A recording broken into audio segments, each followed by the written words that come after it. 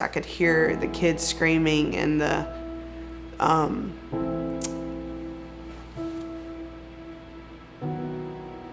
metal of the car. It's like the car flipped, but mainly just my kids being scared and not being able to do anything. My name is Ronda Ivey. Hear my story. I met my husband Nick at Point University, or Atlanta Christian College as it was when we were there, which was a long time ago.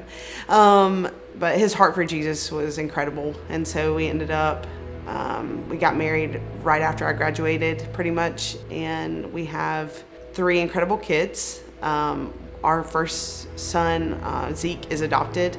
And then God surprised us with 2 more that we weren't supposed to be able to have. And so then we have Jasper and Nora. And so January 6th, I got up that morning. It was a normal morning. I get my 3 kids up before church and get them ready because my husband has to be here early.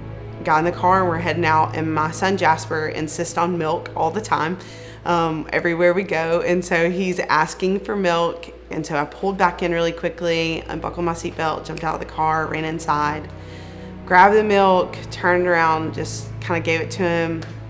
As normal moms do, you don't want to be late for church because that's such a big deal. Forgot completely to put my seatbelt back on and pulled out of the driveway. The kids were listening to Prove It by David Crowder because my husband was leading that song that morning, and they were all hyped about it. And my son was asking my oldest, Zeke, if he could come into church with us. And then my son Jasper started in, and he was crying and really fussy. I'm driving, I look up into the rearview mirror to look at my son in the back seat and trying to gently calm him down, like, buddy, it's okay, like, we'll figure it out when we get there, let me check with your dad. And I looked back down at the road and I realized we were coming into a curve, and there was a bricked mailbox with a school bus on top of it. I thought we were gonna hit it, so I overcorrected to the left, going into the oncoming lane. And in front of us, I could see a car coming. So I jerked back into the right-hand lane, and the car began to shake uncontrollably. And I didn't realize that I didn't have my seatbelt on until I was kind of being tossed around in the car. I remember just trying to cover my face. I had my eyes closed. I could hear the kids screaming and the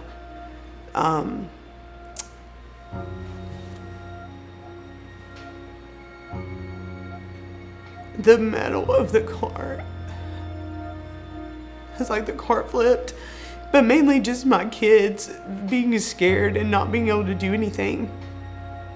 The last flip of the car, I remember it became a lot lighter with my eyes closed, which I realized at that point I was outside of the car. I don't remember much until I was conscious again, and I could hear my kids. I could hear Zeke crying, just begging to go home. Then he wanted to go home. Jasper crying and asking if I was okay. And I was sitting up in front of my children, and I did not know the extent of my injuries at the time. I just remember hearing worship music still playing in the background because that's what we've been listening to. And I remember like the ambulance arriving and them starting to check me out. And I remember listening to the girl on the phone with my husband because he thought it was me calling, and her telling him, your family's been in an accident. And I didn't hear his voice. I just know that he was asking if we were okay. She said, your children, they seem to be fine. Not a scratch. She was like, but your wife has been critically injured. At that point, I had not realized that when I'd come out of the car, my head had smashed into the concrete and my skull was showing on the front of my head. And the entire side of my face was pretty much gone from road rash. Fractured 2 vertebrae in my back and a rib, fractured my cheekbone. But honestly, the fact that I was alive, that I'd been thrown from a sunroof of a flipped car, but still here, not many people get to tell that story. After the car accident, when it happened, I think one of the amazing things that people have been like, do you have PTSD from it? Do you struggle to drive? I didn't want that. And if God had saved me from it, I wanted to go, okay, like I wanted people to see that I was grateful. And so 2 weeks after the accident, I went for a drive. I pushed myself because I was really scared to drive a car. So I asked my husband to ride with me by the scene of the accident because I go that way every day. And so he drove with me, and then we got to this place and we turned around, and I remember him getting out and was like, your turn. And he was going to make me drive the accident, and I wanted to, but I was really scared. And the Lord was like, I had you then. Do you not trust I have you now? I got in the car. I drove back through the accident with Nick in the car with this immense peace. And I dropped him off at home, and I drove by myself the rest of the day. Like, I went and did things by myself so that I felt okay. It was really awkward when you've got this giant bandage that like your face looks like it's been like gnawed off by a bear or something.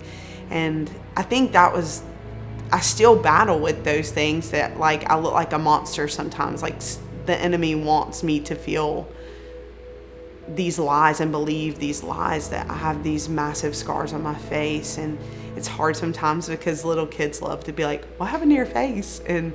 But it's also an opportunity, and I have to remind myself every time that I see my face. And you know, my kids point out, Mom, your face looks so much better than it did. You know, those are the reminders of God's incredible faithfulness, and it reminds me to be grateful in that moment of what He's done and all that He's brought me through, and the immense peace and rest that He has given me.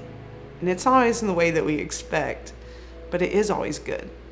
I think if I could say anything to anyone who's been through anything like what I have, your story's not over.